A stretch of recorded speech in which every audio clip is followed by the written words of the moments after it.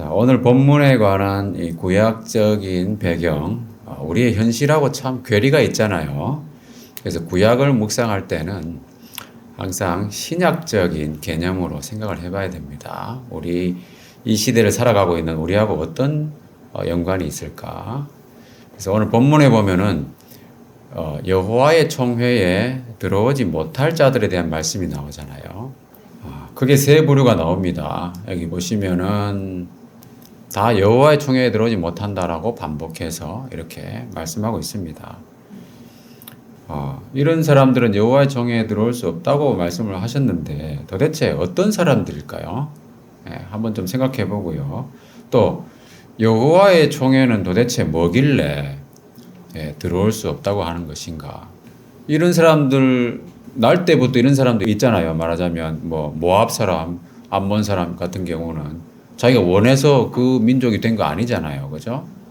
그리고 사생자도 그렇고 여기 생식기가 잘린 이런 경우에도 자기가 원해서 된 경우는 별로 없습니다, 여러분. 근데 이런 사람들이 좀 억울할 수도 있잖아요. 그죠? 그러면은 들어오지 말라고 나 안 가고 말지 이렇게 생각할 수 있는 문제인가 과연 쉽게 그렇게 생각할 만한 일인가? 하나님이 이렇게까지 말씀하시는 이유가 있지 않겠습니까? 자, 여러분은 어떤 집단이나 그룹의 소속감을 가지면서 동시에 자부심을 느껴본 적이 있습니까? 명망 있고 권세 있는 그런 출신의 배경을 가진 사람이라든지 또 인류대학에 진학해서 그 동문이 된다거나 또는 우수한 대기업에 취직해서 그 조직의 이름으로 불리어진다거나 또는 선진국의 시민이 되었을 때 자부심을 느끼지 않습니까? 많은 경우에는 세상 사람들이 알아주는 그런 것들로 자랑스러워 할 수 있겠죠. 어떤 유명 인사와 친분이 있다는 것만으로도 뿌듯함을 느끼고 우쭐해지잖아요. 심지어는 잘 친하지도 않으면서 안면이 있다는 정도만으로도 그런 느낌을 갖는 경우가 있잖아요. 자, 그렇다면은 우리 사람에게 가장 큰 행복감과 자부심을 갖게 하는 그런 소속감은 무엇일까 한번 생각해 봐야 되겠습니다. 자기가 속한 어떤 조직이나 모임이 얼마나 가치 있는 것이냐에 따라서 달라질 수 있겠죠. 자, 고대에는 로마 시민이면은 영광스러운 출신이라고 말할 수 있었습니다. 2차 세계대전 이후에는 어떻습니까? 미국이 초강대국으로 부상하면서 한때 미국 시민권이 인기가 많았잖아요. 근데 요즘은 어떻습니까? 많이 시들어졌잖아요. 그러면 무엇이 가장 좋은 것인가? 사람마다 다 출신도 다르고 배경도 다르고 재능과 자질이 다르기 때문에 모든 것이 보는 관점에 따라서 상대적인 평가가 이루어질 수밖에 없다는 거죠. 무엇이 좋다 나쁘다라고 딱 잘라서 말하기가 쉽지 않다는 겁니다.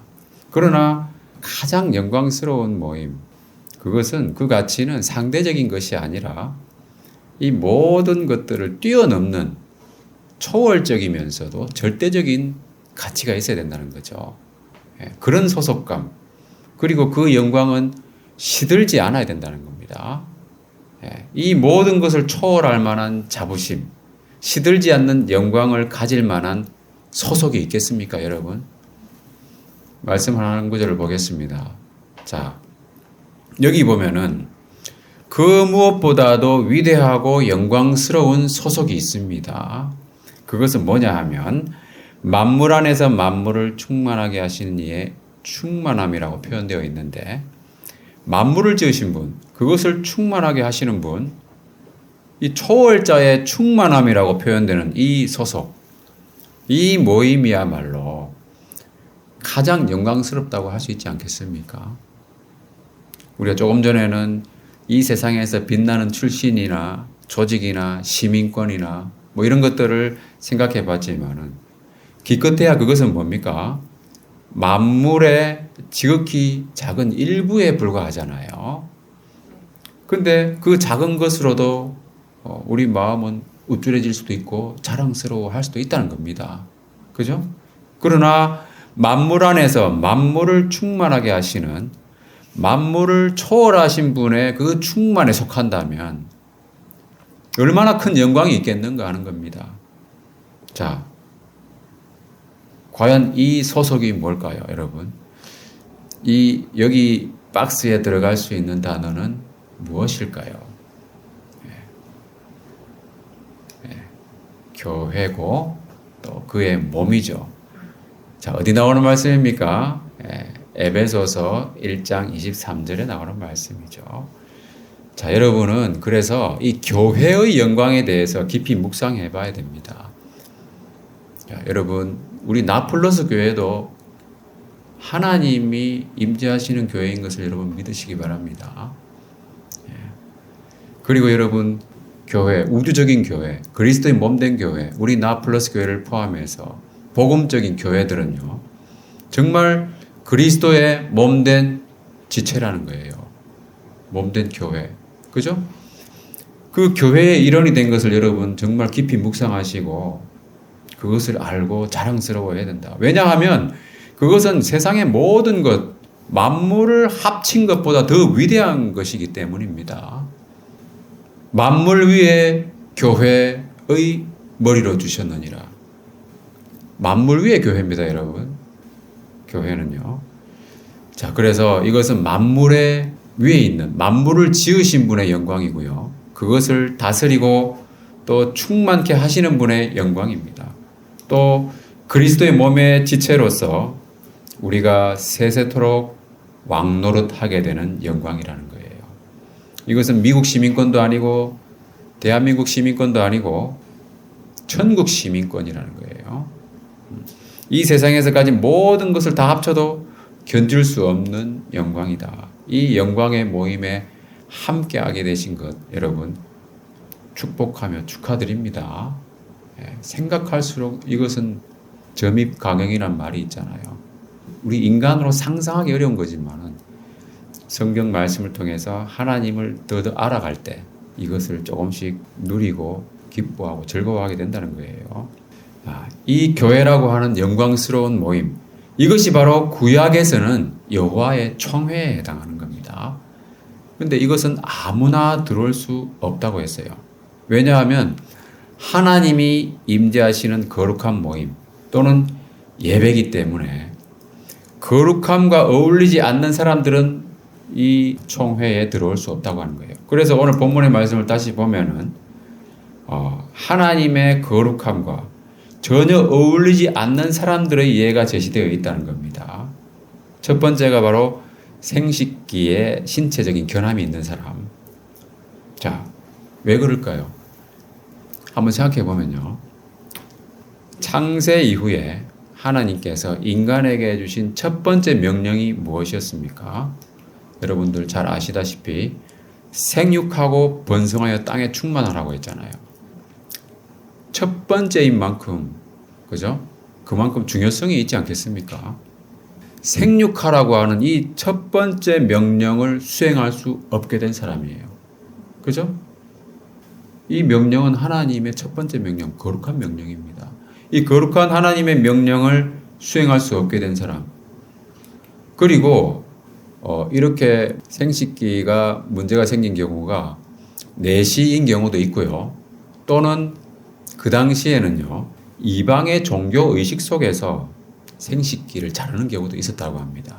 그러니까 하나님의 거룩성과는 전혀 어울리지 않는 사람인 거죠. 그리고 두 번째로 나오는 사생아라고 하는 것은 이방 종교 행사에서 음란 행위가 있었잖아요. 그 결과로 출생한 사람들이 있었고요. 또 부부관계 이외의 불법적인 음란 행위를 통해서 태어난 사람이 여기에 해당되는 겁니다. 그래서 생육하고 번성하라고 하나님 명령하셨지만은 그 하나님의 명령은 거룩한 명령이잖아요. 그것은 거룩한 방법으로 이루어져야 된다는 거예요. 불법적이고 타락하고 속된 방법으로 이루어지는 것은 하나님의 명령을 변질시키는 것이죠. 그래서 그렇게 태어난 사람이 총회에 참여할 수 없다고 하는 것은 당연한 것이고요. 동시에 그런 불법적인 성행위 자체에 대한 엄중한 경고의 말씀이기도 한 겁니다. 자, 오늘 본문의 마지막에도 보면은 유사한 맥락의 말씀이 있는데요. 자, 17절, 18절에 보면은 자, 이스라엘 여자 중에 창기가 있지 못할 것이요 남자 중에 땀창이 있지 못할지니. 그죠? 매춘을 용납하지 말라는 거잖아요. 매춘이라고 하는 것을 뭐 합법적으로 승인하는 나라도 있을 수 있잖아요. 그러나 그것은 하나님 앞에서는 아주 악한 짓이죠. 창기란 무엇입니까, 여러분? 단지 직업적인 매춘 행위를 말하는 것인가? 어제도 말씀 묵상하셨겠지만은 여러분들도 22장에 20절부터 말씀을 보시면은 이 처녀의 표적이 없거든 그 처녀를 끌어내라고 나오잖아요. 그죠? 그리고 돌로 쳐 죽이라. 왜 그렇습니까? 창기의 행동을 했다는 거예요. 그러니까 돈을 받고 하든 그렇지 않든 처녀의 표적이 없다는 것은 결혼 전에 성관계를 했다는 거예요. 이런 사람을 돌로 쳐 죽이라는 무서운 말씀입니다. 왜 그렇습니까, 여러분? 하나님의 첫 번째 명령, 생육하고 번성하라고 하는 이 거룩한 말씀을 단순히 인간의 육체의 욕구 충족을 위한 행위로 완전히 왜곡시키고 변질시켰기 때문이죠. 따라서 창기나 남창이나 이것이 직업적이든 아니면 개인적이든 결혼 이외의 성관계는 하나님께서 엄격히 금지하시는 거죠. 그런 행위를 한 것을 바로 창기의 행동이라고 표현하고 있습니다. 이런 타락한 행위를 통해서 번 돈은 뭐라고 했습니까? 헌금으로도 가져오지 말라는 거예요. 그죠? 네 하나님 여호와의 전에 가져오지 말라. 그러니까 헌금은 뭡니까, 여러분? 하나님이 구약에서는 정말 여러 번 말씀하셨어요. 11조에 대해서 말씀을 많이 하셨잖아요. 그죠? 헌금하라고 명령하셨잖아요. 그러나 그 명령을 수행하는 것도 거룩한 방법으로 이루어져야 된다는 거예요. 왜냐하면 하나님이 거룩하시고 그 명령하신 말씀도 거룩하시기 때문이죠. 그렇지 않습니까? 자, 이와 연관해서 우리가 생각해 봐야 되겠죠. 헌금, 과연 이것을 내가 제대로 하고 있는 것인가? 여러분, 돈으로 하나님을 조롱하는 일이 있어서는 안 된다는 겁니다. 그죠? 아무 돈이나 가져와도 되는가? 돈이면 다라는 생각으로 하나님 앞에 오면 안 된다는 거예요. 우리 한국교회의 문제들 여러분들 뭐 익히 많이 들어보셨겠지만은 많은 부분이 돈 문제입니다, 여러분. 헌금을 많이 내는 사람이 교회 내에서 뭔가 권력을 행사하려고 하기도 하고요. 또 재정을 담당하는 사람이 횡령을 하기도 하고요. 또 비즈니스나 권력 인맥을 다지기 위해서 그런 사람들을 만나려고 교회에 나온다든지. 그건 뭡니까? 신앙생활이 아니고 종교생활이에요. 하나님은 보지 않는다고 생각하는 거잖아요. 그게 바로 우상숭배고 종교생활인 거예요. 그런 사람은 하나님을 우습게 여기는 거죠.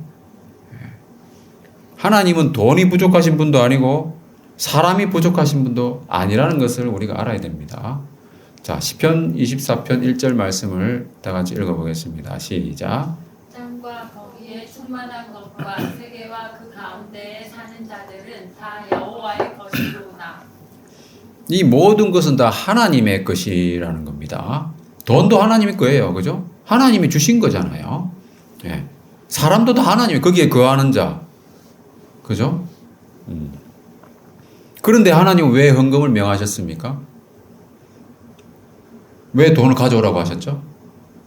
왜 그러냐 하면, 자, 예수님께서 이렇게 말씀하셨죠. 네 보물이 있는 그곳에는 뭐가 있다고 했습니까? 네 마음도 있느니라. 하나님은 마음을 받기 원하신다는 거예요. 하나님은 사람의 중심을 보시잖아요. 그죠? 그러니까 마음을 받기를 원하시는 거예요. 근데 이 말씀 바꿔 말하면 뭡니까? 마음이 없는 곳에는 돈도 없다는 거예요. 그죠? 예. 여러분, 뭐, 운동을 하나 하더라도 돈을 내고 하는 거하고 안 하는 거하고 임하는 자세가 다르지 않습니까? 예. 그게 다른 거예요. 예. 누차 강조하지만 액수가 중요한 것이 아니라는 거. 왜? 하나님은 모든 걸 가지신 분이기 때문에 액수가 중요한 게 아니라는 거죠. 그래서 우리가 지난번에도 암송을 했지만 각각 그 마음에 정한 대로 할 것이요. 인색함으로나 억지로 하지 말라고 했어요. 하나님은 즐겨내는 자를 사랑하시는 겁니다. 여러분들 하나님 앞에서 정말 마음을 두고 있느냐. 한번 스스로가 평가해 보세요. 저는 말씀만 전하는 겁니다, 여러분. 예. 하나님은 돈의 액수가 아니라 마음을 보신다는 점을 유념을 하시고, 그리고 이 더러운 돈이나 마음에 없는 돈은 가져올 필요가 없는 거예요. 그죠? 예. 분명히 말씀하신 겁니다. 그리고 우리가 이 말씀에서 한번 생각해 볼 것은 뭐냐 하면 우리 그리스도인들은 직업 선택에도 주의를 기울여야 한다는 겁니다. 그죠? 매춘이나 도박이나 그 외에 먹고 살기 위해서 뭐든지 하겠다. 이건 아니라는 겁니다. 아무거나 해서는 안 된다는 거예요. 몸을 더럽히거나 마음을 더럽히는 행위를 하면서 하나님을 섬길 수 있습니까? 우상은 섬길 수 있습니다. 그렇게. 예, 하나님은 섬길 수 없는 거예요. 그래서 건전한 노동을 찾아서 생활해야 된다. 여기 계신 분들은 대부분이 아니고 다 건전한 노동을 하시잖아요. 예, 원리를 말씀을 드리는 거예요. 그래야 우리의 마음도 진정한 쉼과 평안이 있다고 하는 것을 기억해야 되겠습니다. 자, 다시 앞부분으로 돌아와서 자, 여호와의 총회에 들어오지 못할 대상으로 모압 사람들과 암몬 사람들이 나오잖아요. 이들은 또 왜 못 들어오게 하시는가? 예? 모압 사람들과 암몬 사람들은 그 출생 자체가 근친상간을 통해서 형성된 민족입니다. 알고 계시죠? 딸들이 아버지 롯과 관계에서 낳은 자식이 바로 모압 암몬이잖아요. 자, 지금까지 이야기했던 여호와의 총회에 들어오지 못하는 사람들 특징 좀 보이지 않습니까? 하나님을 모르는 음란한 문화에 젖어 있는 사람들이라는 겁니다. 그런 공통점이 있잖아요. 거기다가 이 모압 사람과 암몬 사람의 경우에는 여호와의 총회에 들어오지 못할 추가적인 이유가 또 있습니다. 4절부터 말씀을 보시면은 두 가지 악한 이유를 말씀하고 있는데요. 우선 떡과 물로 길에서 너희를 영접하지 않았다. 자, 여러분, 그때 이스라엘은 하나님의 인도를 받아서 약속의 땅으로 가던 중이었습니다. 그죠? 근데 이 모압과 암몬 사람들은 이 이스라엘을 적극적으로 대접하면서 환영하지 않았다는 것에 대해서 말씀하시는 거예요. 하나님의 일을 하는 사람을 적극적으로 돕지 않았다는 겁니다. 자, 예수님께서 뭐라고 말씀하셨습니까? 나와 함께 아니하는 자는 나를 반대하는 자요. 나와 함께 모으지 아니하는 자는 해치는 자니라. 그죠? 가만히 있는 건요, 반대하고 방해하는 것과 다를 바가 없다는 거예요. 이렇게 소극적인 모습, 그것이 나중에는요, 적극적인 방해로 바뀔 수 있는 가능성이 충분하기 때문에 이 소극적인 행동을 여러분 조심해야 되는 거예요. 자, 이 말씀에도 보면은요, 모압과 암몬 사람들 나중에 어떻게 했습니까? 적극적으로 환대를 안 하다 보니까 나중에는 어떻게 됩니까? 길에서 방해하는 과정에서 이 발람이라고 하는 당대의 명망이 있는 세계적으로 아주 유명한 무당을 초청해가지고 주술적인 힘으로 이스라엘을 저주하려고 했잖아요. 그죠? 그래서 방해하려고 한 겁니다. 성공했습니까? 성공 못했잖아요. 그죠? 왜 그렇습니까?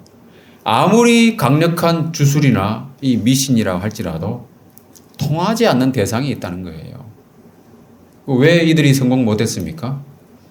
네 하나님 여호와께서 너를 사랑하시기 때문이라는 거예요.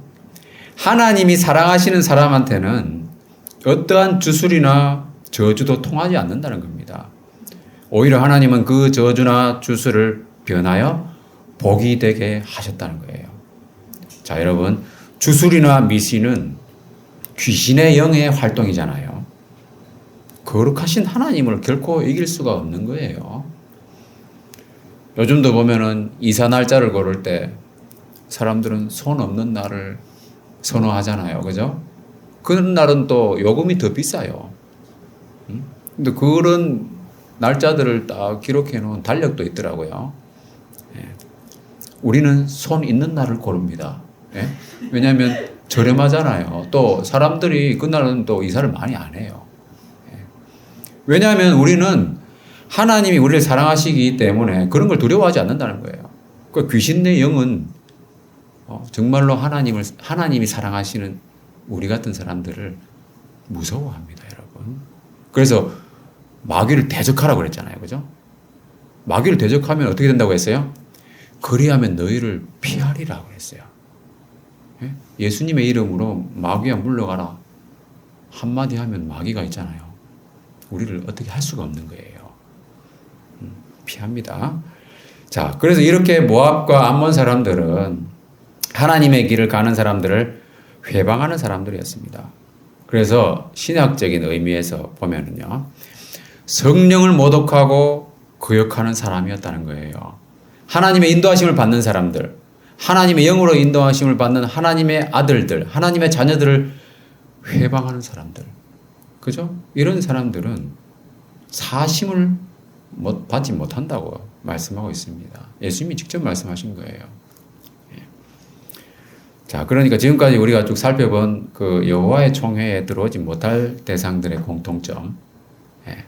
하나님을 모르는 이방 사람들이고 그 이방 문화, 음란한 문화에 젖어 있는 사람들이라는 겁니다. 그리고 이방 종교 의식, 타락한 풍습, 거기에 따라 가지고 하나님이 하시는 일을 방해하는 사람들. 자, 그런데 잘 생각해 보면은 이런 문화는 단지 이방 사람들의 문화의 그런 모습이 아니고요. 온 세상 사람들의 공통적인 모습이 아닌가. 예수님은 이 세대의 특징을 뭐라고 표현하셨습니까? 이 말씀에 보면은 이 세대의 특징을 악하고 음란한 세대라고 딱 규정하셨어요. 누구에게 이렇게 말씀하셨습니까? 이방 사람들한테 하신 겁니까? 이방인들이 아니라 여기 보시면은 서기관과 바리새인 중 몇 사람, 그죠?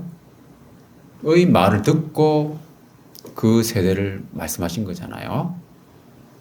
뭐냐 하면 이스라엘 사람들 중에서도 유대인들 중에서도 지도층 인사들을 대상으로 그리고 그 세대를 말씀하시는 거잖아요. 그러니까 이방 종교와 이방인들의 문화만 음란한 것이 아니고요. 이스라엘 사람들도 똑같다는 겁니다. 그죠? 그래서 사도 바울이 뭐라고 했습니까? 우리는 어떠하냐? 그죠? 우리는 나으냐? 결코 아니다. 유대인이나 헬라인이나 다 죄 아래 있다. 이렇게 말씀하신 거예요. 그리고 의인은 하나도 없다. 아무도 없다. 그러면 과연 여러분 누가 여호와의 총회에 들어갈 수 있습니까? 그 거룩하신 하나님의 총회에. 교회. 그죠? 하나님이 임재하시는 그 거룩한 모임. 하나님의 거룩함과 합할 수 있는 사람이어야 되잖아요. 그러나 의인은 아무도 없고 모든 사람이 죄 아래 있고 그래서 하나님의 영광에 도저히 이룰 수 없는 그런 존재인데 그럼 누가 들어갈 수 있습니까? 우리가 다 죄 가운데 있었지만 무슨 일이 있었습니까? 로마서 3장 24절에 보면은 예수님께서 우리 모든 죄에 대한 대가를 지불하셨다는 거잖아요. 그래서 그리스도 안에서 값없이 의롭다 하심을 얻게 되었다고 하는 거. 그리스도 안에 있다고 하는 것은 교회의 일원이 되었다는 겁니다. 그래서 의롭다는 인정을 받는 데 있어서 우리가 뭘 잘해서 의롭다는 인정을 받는 것이 아니고 뭡니까? 믿음으로 의롭다 하심을 받고 하나님의 영광에 이르게 되었다는 거예요. 그것이 바로 은혜입니다. 더 같이 읽어보겠습니다. 히브리서 말씀 시작. 이 뜻을 따라 예수 그리스도의 몸을 단번에 들이심으로 말미암아 우리가 거룩함을 얻었노라. 네, 우리의 몸을 드린 것이 아니라 예수 그리스도의 몸을 들이셨기 때문에 우리가 거룩함을 얻었다고 했어요. 그러니까 우리 거룩함을 얻었기 때문에 우리는 하나님이 임재하신 그 거룩한 모임에 참여할 수 있게 된다는 거예요. 자, 그렇다면 이 여호와의 총회, 그죠? 교회의 일원이 된 자로서 우리는 이제 어떻게 살아야 되는가? 바로 이 거룩하신 하나님이 우리와 함께 하시기 때문에 우리 자신을 거룩하게 해야 된다는 거예요. 그래서 모든 악한 일을 스스로 삼가라고 말씀하셨어요. 이 말씀을 보면은 심지어 무의식적인 그 생리 현상까지도 세심하게 제재하는 그 상당히 까다로운 규정이잖아요. 이건 뭐 자기가 스스로 제어할 수 있는 게 아니잖아요. 그러나 그만큼 하나님이 거룩하신 분이라는 걸 알아야 된다는 거예요. 그래서 하나님이 우리 진영 중에 행하시기 때문에 진영을 거룩하게 된다. 싸우러 나갈 때에 여러분 전쟁이 부닥쳤을 때 오히려 사람들은 있잖아요. 동요하고 어지럽고 질서가 무너지고 그렇잖아요. 그러나 그럴 때일수록 하나님께서 뭐라고 하셨습니까? 아주 질서정연하고 청결함을 유지해야 되고요. 예. 이것이 물론 제의적인 것도 있지만은 위생적인 것도 있는 거예요. 그런 의미에서 여러분, 왜냐하면 군대가 보통 이제 진을 치게 되면 같은 막사에 많은 사람들이 함께 먹고 자고 하잖아요. 전투력을 유지하기 위해서, 건강을 유지하기 위한 위생적인 의미도 다 포괄하는 그런 명령인 겁니다. 예. 그렇게 해서 하나님이 진영 중에서 행하신다고 하는 것을 우리 기억하고 불결한 것을 최대한 피하고, 그죠? 그랬을 때 거룩하신 하나님이 일하셔서 승리할 수 있도록 해주신다고 하는 거. 예. 그래서 승리하는 삶의 가장 중요한 요소는 바로 순결하고 거룩한 생활이다 하는 겁니다. 그래서 우리 진영을 거룩히 해야 된다고 하는 거예요. 자, 눈앞에 보이는 적군과 싸우기 전에 먼저 자기 자신의 죄와 싸워야 된다는 거예요. 그래서 부정함을 제거해야 된다는 겁니다. 그래야만 하나님의 도우심을 경험할 수 있다. 이김은 여호와께 있느니라. 그죠? 여호와께 있는 그 이김을 경험하기 위해서는 하나님 보시기에 부정한 것을 제거해야 된다는 겁니다. 신약적인 의미에서도 비슷한 거예요. 똑같습니다. 우리가 교회의 일원이 된 자로서 거룩하고 영광스러운 이 소속을 얻게 되었다고 하는 것을 기억해야 돼요. 하나님이 정말로 우리 가운데 거하시면서 두루 행하신다고 했습니다. 이 말씀에도 보면은 내가 그들 가운데 거하며 두루 행하여 나는 그들의 하나님이 되고 그들은 나의 백성이 되리라. 그래서 우리를 구원하시고 우리가 대적하고 있는 실제 전쟁이든 아니면 어떤 당면한 중요한 과업이든 그것을 우리에게 넘기시기 위해서 우리에게 승리를 주시기 위해서 하나님은 이렇게 명령하시는 거예요. 그럼 우리는 어떻게 해야 되겠습니까? 이 말씀 이어지는 말씀에 보면은 다 같이 읽어보겠습니다. 시작. 그런즉 사랑하는 자들아, 이 약속을 가진 우리는 하나님을 두려워하는 가운데서 거룩함을 온전히 이루어 육과 영의 온갖 더러운 것에서 자신을 깨끗하게 하자. 네, 자신을 깨끗하게 하는 생활. 육과 영의 온갖 더러운 것에서부터 깨끗하게 해요. 그러면 하나님이 우리에게 승리의 기쁨을 주실 것이다. 네, 일상생활뿐 아니라 중요한 일들을 앞두고 있을 때는 우리 특히 조심해야 되는 거예요. 여러분, 세상 사람들은 어떻게 합니까? 중요한 일을 앞두고 있을 때 술 먹잖아요. 그죠? 네? 그렇게 하면 안 돼요. 평소에도 그렇게 해야 되겠지만 특히 뭔가 중요한 일들을 앞두고 있을 때는 하나님 앞에 정말 자신을 정결하게 하고 하나님 도와주십시오 하면서 겸손하게 나아가야 된다는 거예요. 자, 말씀 마무리하겠습니다. 내 진영을 거룩히 하라고 하셨어요. 자, 여호와의 총회에 들어갈 수 없는 사람이 있다고 했습니다. 여호와의 총회는 가장 거룩하고 영광스러운 소속이라고 하는 것을 우리는 알아야 됩니다. 누가 들어갈 수 있습니까? 엄밀히 말하면은 모든 사람이 들어갈 수 없는 대상이잖아요. 그럼 누가 들어갈 수 있습니까? 바로 하나님의 거룩하심과 합할 수 있는 거룩함을 가진 자들. 예수 그리스도가 우리의 거룩함이 되셨잖아요. 그리스도를 영접한 우리 그리스도인들이 들어갈 수 있는 거예요. 우리의 의가 아니라 그리스도 안에서 얻은 속량으로 우리가 거룩함을 입었어요. 의롭다 하심을 얻었어요. 그러니까 우리는 하나님의 자녀가 되고 교회의 일원이 되었다고 하는 겁니다. 그러면 교회의 일원이 된 자로서 우리는 어떻게 살아야 되는가? 진영을 거룩히 해야 됩니다. 여호와의 총회에 들어간 자로서 우리 가운데 두루 행하시는 하나님이 불결한 것을 보시지 않도록, 그죠? 육과 영의 온갖 더러운 것에서 자신을 깨끗하게 하는 거룩한 생활을 해야 된다. 여러분, 몇 년 전에 영국의 한 일간지인 텔레그래프에서 보도한 내용이 있는데요. 사회적 소속감을 강하게 느끼는 사람이 더 행복하다고 하는 연구 결과가 있었습니다. 노팅엄 트렌드 대학의 심리학자 중에 한 분인데 줄리엣 웨이크필드라고 하는 그룹에 소속되는 것은 단순히 구성원이 되는 거하고 다르다는 거예요. 그래서 당신은 전혀 관계가 없다고 느끼는 그룹의 멤버가 될 수도 있다. 실제로 그렇잖아요. 같은 그룹에 있지만 이방인처럼 지내는 사람들 있습니다. 실제로. 예. 그래서 주관적으로 소속감을 느끼는 것이 행복에 중요하다. 이런 얘기였습니다. 이것도 4,000명을 대상으로 연구한 것을 분석한 결과를 정리하면 이렇다는 겁니다. 자, 여러분 어떻습니까? 여러분은 혹시 교회의 일원이 된 것에 대해서 소속감을 느낍니까? 자부심을 느낍니까? 여러분, 교회는요, 가장 거룩하고 영광스러운 소속임을 기억해야 됩니다.